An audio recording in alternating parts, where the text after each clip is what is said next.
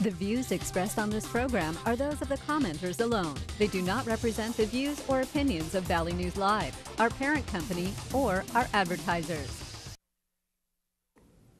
Welcome back. I'm here with Fargo Mayor Dennis Wallaker. Mr. Wallaker, thanks so much for giving us some of your time. Obviously, a lot of changes in House Bill 1020 with these amendments that were put on right before crossover. I want to start with here. Representative Al Carlson is quoted as saying, Fargo leaders need to start being honest with the taxpayers. What are you not being honest with the taxpayers about? We have the first bill that was appropriations that came out said that we have to, every appropriation, every piece, every dollar we spend has to be approved by Cass County and the local water board. So I don't know what that means. I have no idea what that means. So is he lying? I don't know. I really don't know. Yeah, as far as I'm concerned, to say that we have to be honest with the taxpayers, I think we're as honest as we know how. This has been a more appropriate process than I've ever been involved in. And we have meetings every month, and we approve the appropriations and so forth. And sure, we spend a lot of money. There's no question about that. Even the diversion itself would take 8.5 years. It's not a one-time process where they got to come up with the funds for it. It's just we need a partnership, and that's what this is all about. We need a partnership. I don't know where Al's coming from. I have no idea. I've been around him for 20 years and so forth. But to say that it's inappropriate, then tell me where. Do these amendments handcuff you and our congressional delegation from getting the federal money greenlit? Well, one of the best things that we've had, and I've been to Washington, D.C. as much as I've been to Bismarck, we were told specifically how impressed they are that we have the local share. And that was one of our big selling points. I mean, hey, we got the sales tax passed, and people were for the project and so forth. And that's what it's all about. I mean, my God, I just can't believe that he could say that we're, you know, he's never been to a diversion authority meeting. We are inviting him again to come down here and so forth. Senator Hoeven was here when he was governor many, many times, and so forth. And Senator Hoeven has been a friend of the city of Fargo and the state of North Dakota as far as I'm concerned, and he is trying very hard to get this water bill passed that they haven't had for 6 or 7 years. Speaking of that, Dara, I know Commissioner Vanios talked about where is Mr. Carlson coming from talking about ring dikes when he's never really been a part of some of these meetings. Do you think it's pretty arrogant of Mr. Carlson coming out and saying, hey, let's use ring dikes rather than... Well, I don't want to use the word arrogance, but he is a self-made man. Okay, he was a school teacher, and he constructed residential buildings here in Fargo, and he constructed commercial buildings in Fargo. So he's a businessman, basically.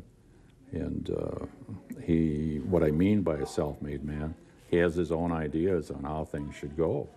And, you know, you do not want to create adversarial positions between us and Carlson. We want to come to solutions that are done professionally rather than creating these adversarial positions.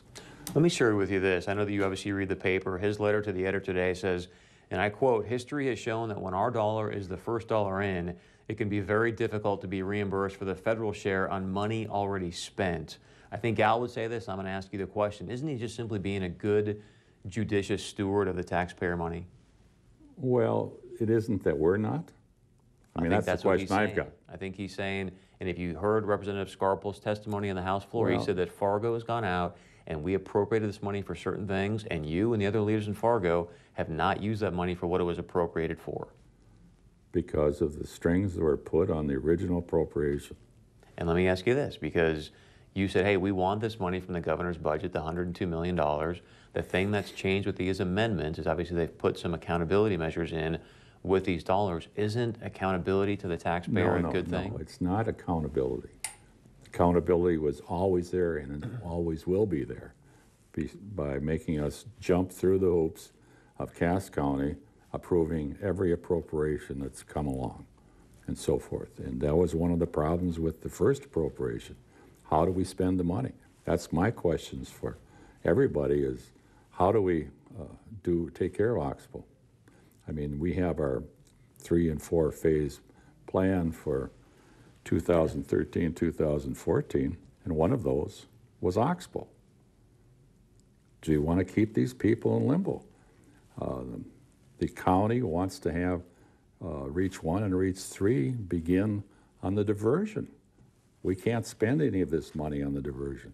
So accusing us of not spending the money judiciously, I think is a stretch of the imagination. So speaking about what Al Carlson said about you need to be honest, Representative Scarpole saying that you didn't spend this money the way it was supposed to be spent, would you say he's lying and or inaccurate? No, I don't know about lying and so forth.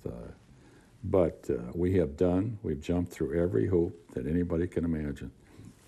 And if you take the Corps of Engineers, they audit everything, you know.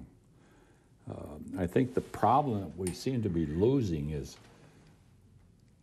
he feels that we should not have everything until all the ducks are in a row. And the problem with that is we have to go out there. I mean, we're all competing in the United States for federal dollars, you know, and they say, well, the money's not going to be there.